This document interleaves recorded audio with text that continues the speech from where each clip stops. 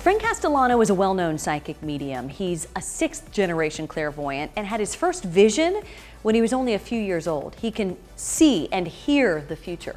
He can also communicate with people who've passed on. Over the years, he's worked with police agencies and investigators to solve crimes, but mainly he does readings for regular people.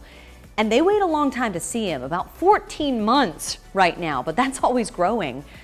I met Frank for the very first time ever for this interview, and the thing I saw with him immediately is just how warm and accepting he is. He's a hugger, and he's such a bright light. More than anything, he brings healing to people through his words and visions. So this is Frank Castellano, the healer.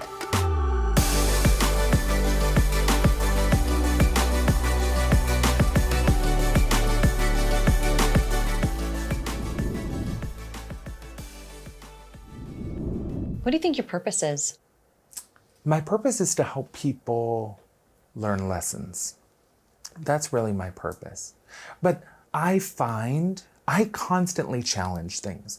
That's how I approach things. So astrology. I love astrology. I love learning about astrology, but I study something called constellational astrology.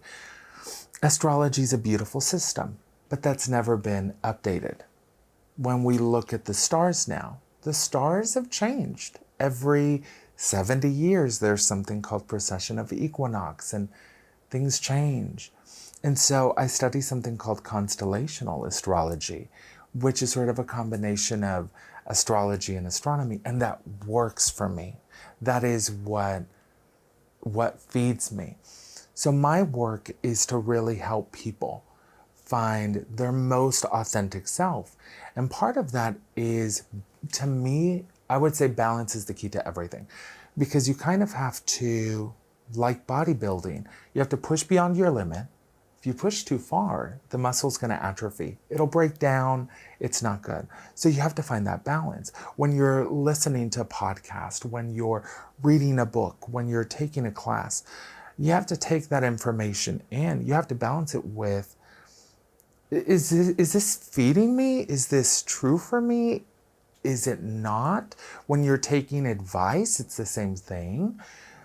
A musician has to do that same thing. Has to be like, here is my truth, but it has to also be received by my audience. So in January, they had asked me to do a sermon at this church. And I researched my sermon and I read the Bible. Got all these, it was amazing, just so cleaned up. So I was meditating that morning and Spirit said, yeah, we're not going to talk about that. So you can just throw that away. And I was like, are you shitting me? All this work. I was like, oh my gosh. And they were like, we need to talk about truth. And what I realized is balance. If I give my truth, but it's only my truth and it's not what people need to hear, then the message is empty. But if I speak to what they need to hear, but I don't believe it, I haven't lived it, I haven't embodied it, then it's gonna fall on deaf ears. It's gonna be an empty message. So everything in life really is a balance. We have to show up and be forgiving to people, but we're not going to be a doormat.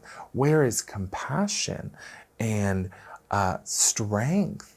Where does that meet, and boundaries? So really my work, not just with my work, but my life's goal is I want to help people learn. And I don't want to push you. I need to push you. I need to push you to what are you doing? Yeah. But not push you too far where you start to break down. And that is remembering who you are spiritually. So everything that we do that is not in alignment with our values, that's okay. You're learning, but we're getting better. We got to push to get better. We got to refine. And everything is about that, finding that balance for yourself. How much energy do I give out? And how much energy do I retain? Because if I just retain, then I'm withholding, and I can control and withhold, and that creates walls. Does that actually help people? Not really. Does it help yourself? Not at all. So it's that kind of balance is what it is. how do you explain your abilities? I mean, because just saying that you're a psychic medium doesn't cover all of it. I mean, you have so many words that you used. Explain all of them to me. So at a young age, I could hear things. I always could hear things. I always knew things. I ended up developing vision, clairvoyance over time when I was young. There are a lot of ways to break down psychic ability. To me, intuition and psychic ability sort of are two very different things. Intuition is listening to your own path, listening to your voice. There are many people, it's that balance. There are people that are going to tell me what to do. How does that resonate to my truth? Because it might be true. It may not be true. It may be that I don't want to listen because I'm uncomfortable. How do I push through that uncomfortability to my truth? So it's a balance. That's intuition. Psychic ability is a little bit different. It is being aware of everything that's going on, the physical, the mental, the emotional, and most importantly, the spiritual. What's going on? There may be ancestors around us. There may be guidance that's telling us, hey, you need to pay attention to this. So as a psychic, my role in this world is for me to just listen. I'm constantly listening. As a medium, I'm here to communicate. So I'm here to communicate and straddle two worlds. It's that balance of, I live in the physical world, but I take my guidance from the spiritual world. Okay.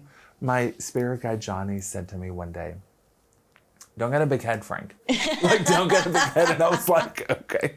He goes, we can shut you off and turn someone else on. And I was like, oh, don't do that. I was like, y'all can do that. That's your whole identity wrapped right there. You can't. It is. And I think that was a really good lesson it is like, I've orchestrated my life around this. And he's like, no, it's the work that's being done through you. Yeah. So being a psychic medium, I'm just a little bit more sensitive. I listen a little bit more. I'm more aware. And if I can help you with that awareness, if I'm like, hey, I just got to let you know there's an angel with you. There's a spirit guide telling me this. They're showing me this. Do I go up to people? I don't go up and tell them everything. I go, hi, my name is Frank. I'm a psychic medium and I have a message for you. I don't want any money. I just want a little bit of your time. Would you be open to it? I have this whole thing that I go through. Because people are probably like, well, they're like, I know some people are going to be like, no, who the hell are you? I don't want some crazy person talking to me. And I'm like, okay. So you have to be ethical about it as well. And it doesn't have to be so heavy. Yeah, it doesn't have to be. Yeah, I like that. Okay, so what about your clairvoyance? What about the other words that you talk about, clairsentient? Yeah, so clairvoyance is being able to see. I can see events in my head, pictures, movies. I have aura vision as well, so I can see colors coming off of people. I do energy work. Energy work is healing the energetic system. Everybody has, just like how we have different things that make up our physical body, our neuromuscular system, our skeletal system, we have things that make up our energetic body. We have meridians, we have vayus, we have nadis, we have chakras. And with clairvoyance, I'm able to see the energy that's around people. So I'm also able to kind of move things around and give space to clear. So if someone has sort of dark energy around their shoulders, maybe they're carrying the weight of the world on their shoulders. If they have a dim energy on their lower back, maybe they don't feel supported. And so I'm able to use that to heal. The clairvoyance, I can turn down to a point. My husband likes to go see Belmont basketball. He graduated from there. He's an alumni. He loves it. It's very difficult for me to be in a crowd. I bet. Because I am constantly receiving information. This person needs this. The information that I receive isn't what people need to do. It is what people need to heal. Here is the healing that you need. Here's what you're looking for. Here's what your thirsty for. So it's not this person is going to have this experience. It doesn't help people if I just go up to someone and say, this is what you're going to go through. It's more, here's the healing that needs to happen. Here's the information that you need to know regarding the situation. So when I'm in a crowd like that, I have to dim it so I don't get overwhelmed. My clairaudience, that is something that's kind of constantly on. I'm constantly hearing. One of the ways that I combat that sometimes is I'll just make noise. I am being either really quiet or walking around the house. Are you like humming to yourself, singing? Noise. And it is a way to rebalance so I don't constantly hear. Well, now, okay, tell me what you're hearing when you're alone. When you're alone, what are you hearing? Because I can understand you hearing lots of things. You're in a room with 3 other people. There's another person out there. I can understand that around other people. But when you're alone, what are you hearing? Insights about the world. So a few weeks ago, my husband had left. He had gone, it was a Sunday morning, he had gone to church and I was in the shower. This was the start of Hanukkah, which I believe was maybe the Saturday before or something. And I'm in the shower and I am hearing, well, everything's about light. Everything is about light. Hanukkah is about light, and Diwali, which is a Hindu festival, is about light. And I'm getting all of this information, all these voices telling me this is why humanity has kind of constructed and created this season of light as we're going towards the winter solstice. This is why. So oftentimes when I'm alone, I'll hear stuff about humankind, human nature, what we're going through.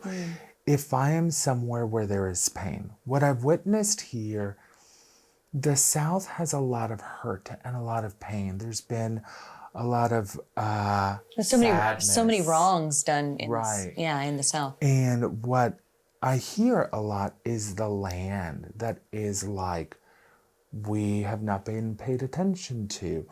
There's been many lives that have lost and no one has healed us. The Trail of Tears. I mean, think about it. The Trail of Tears. It's crying. It's sorrowful. So I hear a lot from the land.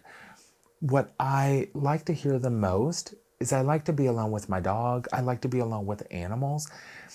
Animal energy. I receive animal information clairvoyantly. I don't hear it all the time because they don't speak that way, but I will hear it, receive it visually, and they are always at peace. They're always positive. They're always reassuring, loving. But I've never heard by myself or with others anything that was empty. I don't hear empty messages. So fear to be fearful or just hate. I often hear, here's why I'm so angry, or this is why this house is haunted. It's because it was hurt or it was forgotten or this has happened here. So I hear more the healing that needs to happen. And that's what I believe that we're all here to do. We're here to heal each other the way that stones tumble in a tumbler. Put a little bit of water in there and it spins and it spins and it spins. And our motion of rubbing against each other isn't to break each other. It's to smooth each other out. Like a river rock, right? Over the years as the water kind of just smooths it. That's interesting. There's a song by Nicole Nordeman called River God that's about that. And it really is sort of just smoothing us over. Our experiences in God smoothing us over. Help me understand as a child how you began to hone these. I mean, you were already hearing all of these things as a young boy. Did you have any idea the history that your family had with these gifts? My probably first initial experience that I had, we have an aunt and a few cousins that died in a building fire. The story that I was told was someone went into this apartment building, let the building up from the basement. I wasn't aware of that, but I saw their energies at home after they had passed. Luckily, my aunt, my mom's sister, came to live with us when I was born. I don't know the full details as to all that, but she's got clairvoyant gifts. And so she came in. It was sort of predicted that I was going to have abilities. I'm the 6th generation medium in my family. And when I was born, I had this afterbirth, this caul that was wrapped around me. That's sort of an old Italian sign of the Benedanti, these When you're born in the caul. yeah, you're a little bit different, a little bit gifted, touched. And so she came to live with us, I believe, for that reason, to just see if I was going to be a little bit different. And I'm a lot fucking different. And to help you through it? Okay. She's the one that really helped to kind of hone my gifts and my abilities. When you start experiencing that as a child, obviously it's like really scary. I don't know what's going on. Why are these charred figures in the living room? Oh, gosh. What I've learned from her, because she's the one that really taught me how to focus, how to breathe, how to ask for things, how to receive things mentally instead of seeing everything around a person. So she really helped me with that. But her approach was really warm. That these beings, all they want is healing. All they want is a voice. She really taught me to see beyond these wounds. So now when someone is coming through and perhaps they died in a violent way, perhaps there was a lot of sadness that was unresolved, we can get really caught up in what happened. And we forget their story, what was going on with them. She stayed with us until I was about maybe 6 or 7. And through all those years, she helped me hone my abilities. And then she went back to live in Arizona, and I grew up. And then at about 13 or 14, she really started my formal training as to how to read tarot cards, because people need to show. People need to see, where are you coming up with this stuff? What's the car accident card? So she's the one that really taught me how to do that. And also taught me to see from others' perspectives. So if there's someone that's coming in that has been hurt, let's see from their perspective. She's really the one that really honed me. Help me understand what happens for you when you walk into, like, say, this area. Do you feel, or I should say this building, do you feel an energy off of the building before you even walk in? I get impressions. So what goes on with me on my sort of daily life, as I get in my shower, as I get in my car, I'm already having feelings. Are you bombarded? Is it a bombardment, or is it just a... No, it feels more of insights, because it doesn't have a physical impact, not yet. I get the physical impact when I'm connecting to someone. It's like thoughts that are coming in. It's feelings that I'll get. I'll get sad, or I'll get really angry, or I will feel very betrayed. So I'll start to get impressions as I'm going somewhere. Whether it's to do readings, or maybe it's just to the grocery store, I'll start getting these impressions. If it's something that I don't want to feel, is when I'll make noise. I will try to distract myself and try to really focus on just kind of blocking. But the moment that I get into contact with someone, I walk into a building. I walk, because the building, it's not real. It's just these cells, these atoms that are moving a little bit slower, making it more dense. But energy moves in and out, So the moment that I get into the building is when I'm like, okay, I'm going to be aware. I'm going to be aware of what is going on. And I'll start to go ahead and scan, start to receive. What do I need to know that's pertinent for me? If it's not information that I need to know, then I don't want to receive it. But if there's something that I can do, some healing, some insight, then I need to know that. Oftentimes when people come into readings, they'll sit in the lobby, I'll open the door, and the moment that I greet them, I'm receiving. I'm like, okay, who's coming in with you? What do they need to say? And we'll sit down and I will start with that because they're already talking. That's so interesting. I wondered if it was something that you could turn off and on. I can tune it down. It's like a radio that you would have in the kitchen. You can always have it on, but you can kind of tune it down.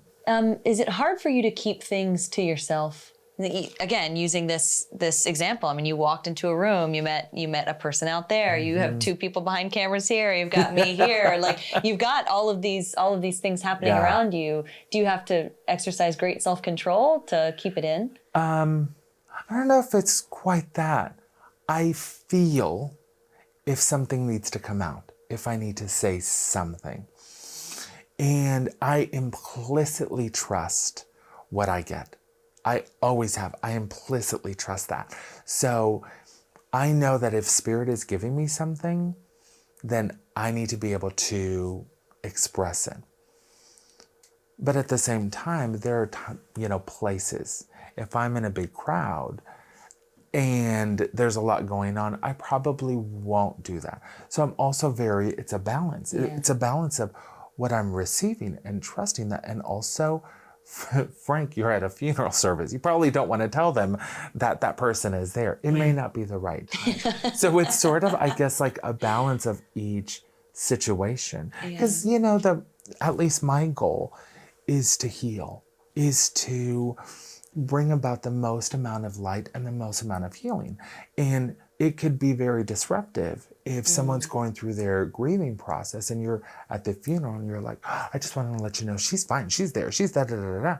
They don't get to grieve. And that's really important, I'm just so fascinated by all of this. It really is so interesting to me. And I know based on just your personal story, you did work as a teenager with a police department. I mean, how do you even get into something like that? And for an agency to recognize an ability, what was all of that about? I'm working with a couple of different investigators even now on stuff. It was through a neighbor. A neighbor's mother worked as a dispatcher, and I would go and do readings on Sundays with my little cards, and she had told one of her bosses, he can see things. Just throwing it out. Yeah. And they were like, well, we're not going to pay him. We can't do it, And I wasn't even, but she was like, well, let's just see what he can do. And they would give me pictures of people and I would give them the story that I got in my head. And so it does work that way for you? You can see a picture and then you can create the whole thing, or at least I should say not create, but give the entire thing. A lot of what happens now when people have something that they're going to buy, they're going to buy a house or a piece of property. I have clients that will come up and show me a picture of their property. Do I need it? Not really. They can just tell me and I will focus on it and I will give them the information that I get. But that's kind of how it started. It's also how, for 16 years old, it's really heavy. It's a hard thing. Well, even as a 4 and 5 and 6-year-old, I can't imagine having to deal with that, because then you don't even know what thoughts are your own. So how do you differentiate that? Right. And so what I realized is I thought I was more mature and I could handle it more, and I couldn't. I have a tendency to go far and then to go, wait a second, you're not ready for that yet. I will try to maybe overachieve and go, I can do that. And then it's to my detriment. So I did that for about a year and then I stopped and I was like, I can't, this is really weighing on me. And when you can't figure something out, when you can't heal, when you can't help, that's when it's hard, because on one hand I have these abilities and I know that I can do it, but I'm not getting any resolution and the case is not moving forward, and what am I doing wrong? And then it's like, okay, we need to pause this. When I work on cases now, I have people scheduled just like anybody else. Go through my assistant, don't give me any information, schedule the session, it's free of charge.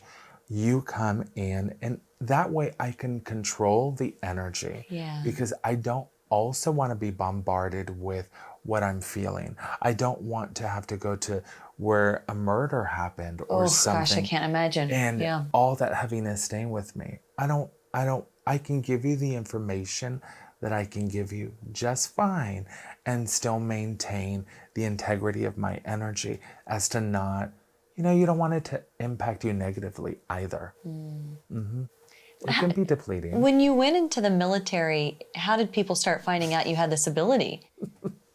And was it a party trick? Was it like a drinking game? Like, I need to know. So I did. Okay. So I've made a lot of mistakes with my psychic abilities as well. Okay. So when I was stationed at Fort Campbell, we would go to the bar and we would see guys that were really cute, and I would go over there and I would be like da da da da da da da da da to get them to pay attention to me. Now looking back at it, it's sort of abusing your ability. Like, that's Frank, you can't really do that. Probably why Johnny, he said to you, he's like, we can shut it off. And I was like, but I had to learn, like, you got to balance it out, right? But the way that so when I first got to Fort Campbell, I got there July of, 2001. And I stayed at a hotel, and it was before Google. They had these phone books, and the first thing that I looked at is bookstore to see if there was any kind of metaphysical bookstore. Yeah. And there was, called Body, Mind, and Spirit. It was ran by this woman named Annette, and I took a taxi over before Uber. I go in there, and I'm talking to them, and that is just my home where I feel safe. Yeah. Metaphysical stores tend to have very clear energy. They have crystals that hold the energy. They're constantly cleansed. People that are coming in that are searchers. So it's a really safe space. Eventually, people that I roomed with in the military in the barracks would take me there. I need to go and get a crystal. I need to do this. And they found out. And I would advise people. I would do readings for them as to what are you looking for? What needs to be healed? Here's what's going on in your life, yada, yada, yada.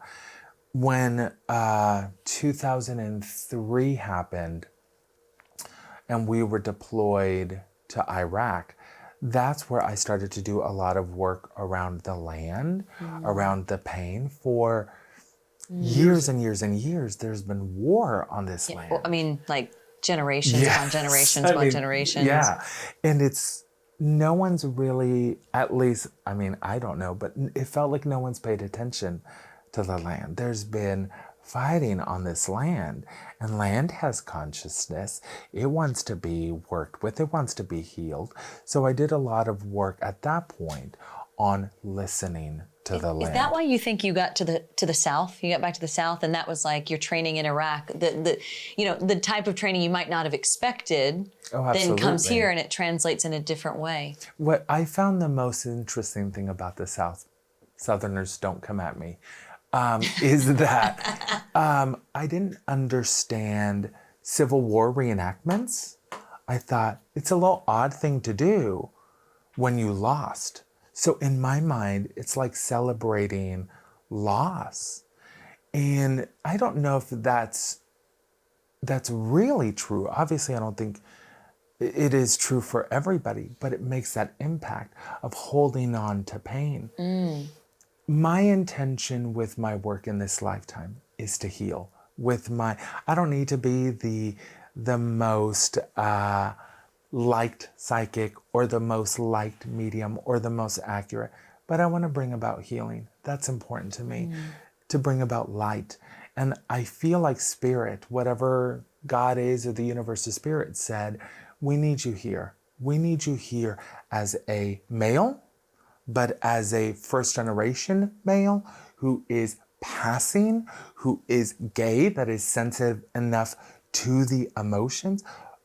I was orchestrated correctly enough to do my work here because we should heal. The South is beautiful. There are beautiful traditions and there are beautiful people, but there's also pain that hasn't been healed.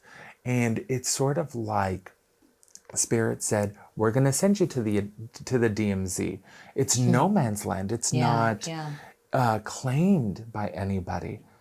So it needs to be healed. We're going to send you to Iraq. So when I look back at my life, how beautifully orchestrated, it's like the tide brought me here. And if I just recognize, okay, not so much why did I attract this, but what is it that I'm here to learn? What am I doing? Even coming here this morning, I thought, okay, it's not so much that I manifested this. I'm here to heal. Maybe I'm here to heal you with your reading or this message or anybody around us.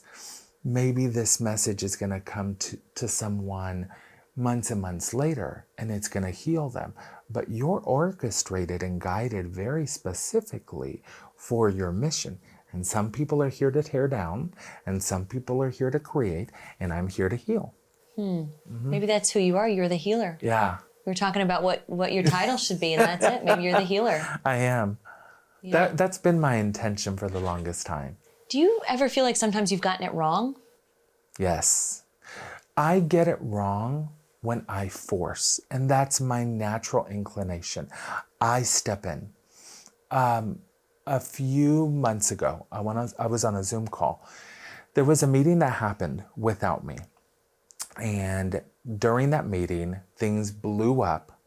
And in my mind, if I'm there, I can mediate, I can help, I can heal, I can help people communicate. So there was a meeting that was done afterwards. And I thought, here's my opportunity. Here's my opportunity to heal. And I went into that knowing I'm going to go in and I'm going to say what happened and what people felt and what we You had an needed agenda. Absolutely. And it was my agenda and it wasn't Spirit's agenda for me. So I went into that and people got hurt with my intensity. So now I constantly have to be checking myself. And it's a matter of when we talk about doing the work, do you have people that are honest with you? Do you have a spiritual mentor? Are you doing your work, whether that is going to therapy, listening to a podcast, healing, taking a class? Are you doing something to empower yourself and also be humble? Because sometimes it's not mine to heal. Sometimes I want it so bad. And you interject yourself and you make the matter worse. You exacerbate it. And it's that balance. It's finding that balance of when is it mine to do and when is it not. Yeah, well, and that speaks, I think, to the human element of all of it, because even if you have these gifts that force you to straddle two worlds, you still are in a human body, under human conditions. With you, you're straddling. You're like... You think so? Absolutely. I'm here to tell others' truths and what is my truth and others' truths, whether you are a journalist, whether you're a mom, a wife. So you have your truth and you're listening to others' truths. And how can I convey both? And how do both impact me? So I think the human aspect of us, we're not here to live a perfect life. We are here to refine ourselves. We are here to understand what is our work. Your work is I'm a journalist, so I'm here to witness and capture. I'm also here to create connection. Witnessing something is something that is, you take yourself out of it, right? You're witnessing, you're reporting. Here are the facts, here's what happened. But also, how do I create connection in my life and others' life where I'm engaged? And it's that balance. That's so beautiful how you explain that, because I have struggled to articulate that and not been able to articulate that. I've felt that way, but I never thought of it as a straddling two lines. It's a dance. And it's a dance that I think for all our work, sometimes we're going to get lost in that dance, and that's normal and that's human. And you don't want to judge yourself too harshly, but you also want to hold yourself accountable. It's that balance. And also understand that we're refining and we're giving and we're trying our best. And when we understand that if I'm trying my best, probably that person is also doing that. So let's think the best about people. Right. Because don't you think that sets the tone? If you go into a situation believing the best about somebody, addressing them with love, addressing them with acceptance. It's so interesting because I feel like as I grew up, that was, my mom's, our mothers all have messages, right? Like that they're always saying. That was one of those things that my mom was always saying, that how important love was to believe the best. Believe the best. Don't assume that something's going to happen, this way or that way. Easy for us to, out of our hurt, go, people are out to fill in the blank, get me, take something from me, hurt me. And I'm sure that there are some people out there that may do that. But the majority of us are doing amazing. We want to help people. Yeah. When something happens like 9/11 or the Boston bombing, man, we run to that. We want to help people. So our instinct, our nature is to help others, to assist, to grow, to have these conversations. They're going to happen.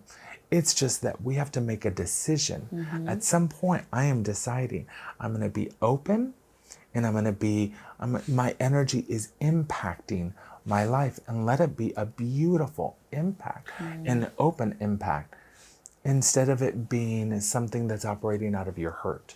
Let's talk about purpose. Because I feel like because you have this ability to, just really help guide people and heal people. I think a hurt that we all carry until we discover purpose, I think is not knowing what we're here to do. That question of, do I go this way? Do I go that way? And I do think there's hurt associated with that until like whatever lightning bolt, voice of God kind of moment that many people end up having, where it's this is what and I've been doing it all along, and here's what I'm here to do. Do you feel like people come in looking to you, as a guide for purpose? So my spirit guide told me one day, we were talking about death and the fear of death. And my spirit guide said, you've already experienced like the worst thing that you're going to experience. And I was like, what is that? What was that? And he's like, your birth. He goes, you were in this place that was beautiful, and it was warm, and you were connected to love. And then you're pushed out into a cold fluorescent room. You're held upside down. You're smacked. It's jarring, right? Like physical reality is jarring. And he said, at that moment, you feel so separated from love that you're looking for it. So that's what we see as my purpose is to find that love again. So we look to impact. What I find with purpose is that it's not a goal. On Tuesday, I might forgive someone. And then on Thursday, I might be like, F them, forget that. It's that energy of like, I'm not gonna forgive them. And then the next week you go back to it. So purpose isn't something so much that is a goal, because even when you're like, I am here to act, I'm here to write music, I am here to build, I'm here to, even when you do that, there are going to be days where you're going to be like, but what else? But I'm not feeling it. And that's okay. That doesn't mean you've lost your purpose. We often think purpose is something that you're doing physically. It's what you intend. If my purpose, my intention is love, then it's going to show up in everything that I do. But if it's something that purpose is external, it is my job, that's not going to fulfill you, because the physical world is not meant to fulfill you. So what is your purpose? My intention, how I'm showing up. I love that. I love that, because purpose can feel like such a heavy word, and you just broke it down to make it so much less heavy. I think intention's great. It's an intention. It's how you, and it's an everyday choice, because our jobs run out. At some point we turn at 60s or something, we retire. And if we held on to my purpose as an attorney, well, that's over. That identity no longer serves you. Oh, how and interesting. And it can be really dangerous. Well, and I think you see that with women too, women who decide not to work, women who decide to stay home with kids. And that was an external purpose, an external identity. That's interesting. When was the best time in your life? The best time in my life. I've had a lot of best times. I would say the best time in my life, a client of mine, I was living in Clarksville at the time, and a client of mine had said, there is a church down in Nashville, I think it would be great for you. And I really resisted it at first. I grew up in church. It's just not a thing that I did. But I ended up going to it, a Unity church. And I met a woman through there, and we had a lot of conversations. And one of the most, I would say, impactful, the best point was when she reminded me, every decision that you're making impacts your life, your energy, every choice that you're making. And it wasn't scary, it was beautiful. It was really empowering that my energy is impacting my life and others. And it gave me such inspiration. And that really was something that really inspired me. This was about 14 years ago. It's the same time I met my partner. So it was just an amazing year. But I had really lost my footing before that. And it sort of kind of broke me out of that, took me out of that searching space. When was the worst time in your life? Forgetting myself. So when I joined the military out of high school, and I joined on a dare. There was a lot of things that were going on. I had done readings before. I had a stalker through that. I stopped doing readings. I'm 17 years old at the time. I graduated high school. I didn't know what was going to be going on. And I told my brother, a friend of mine wants me to join the military. I think I should do that. And he was like, you're not going to do that. And I was like, so I did that day. I signed up and joined, and I ended up in Korea at the JSA, which is the demilitarized zone. And being in that pain of the land, the war, and then leaving that and going to, I got stationed at Fort Campbell, 9/11 happened, the year after we went to Iraq. It started sort of a downward spiral of forgetting who I was, being in a lot of anger, pain, being on land that was very painful. There was a lot of war, a lot of strife. Coming back from there, I needed to cope. I started to drink a little bit more. It really forgetting who I was. I was becoming very resentful and sad. It took a lot of people helping me out, many hands, to really lift me up and be like, this isn't you're you. better than this. Yeah, we see the best of you, and this is not it. But I think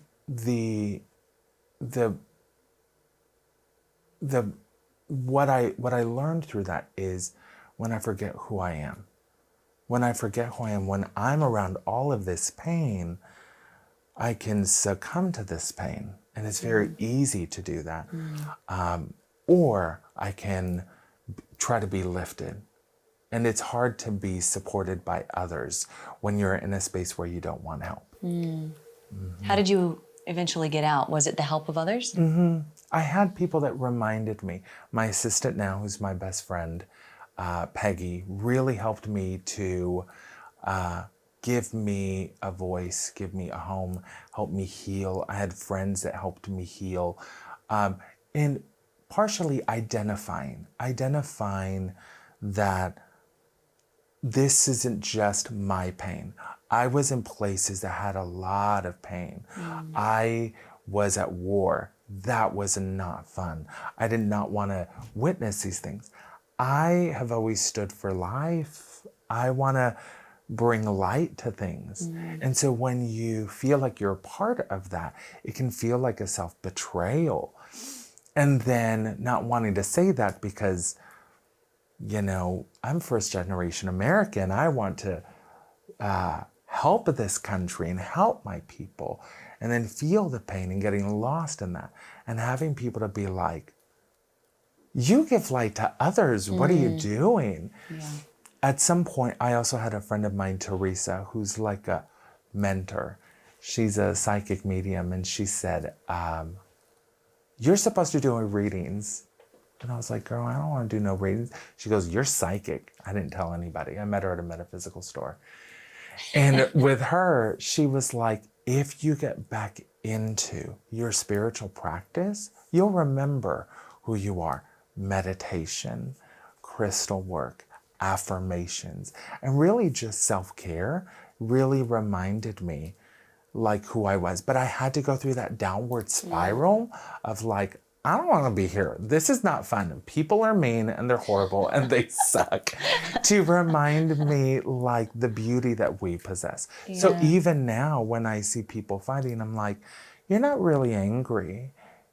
You're just hurt at some level and you need to be heard. What is it that you need to be heard about? What is gonna heal you?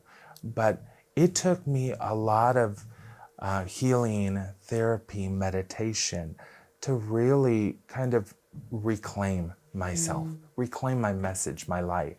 Yeah. Would you say that that was a turning point for you?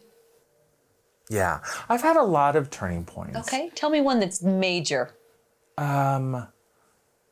The major turning point for me was, so maybe about 6-7 years ago, maybe a little bit longer than that. I can get very disillusioned.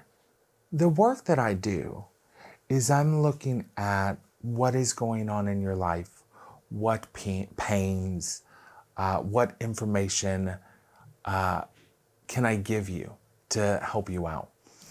And I can get lost in that humanity of this person is being a shit, or I'm really getting tired of when is my boyfriend gonna leave his wife. It can get a little bit like, and the major turning point I love Centennial Park.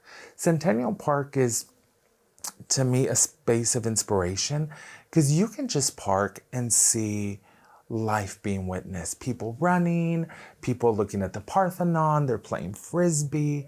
It's just life in action. And life in action will always inspire you.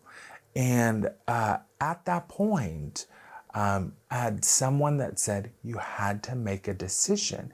Frank, you have to make a decision on what you're choosing.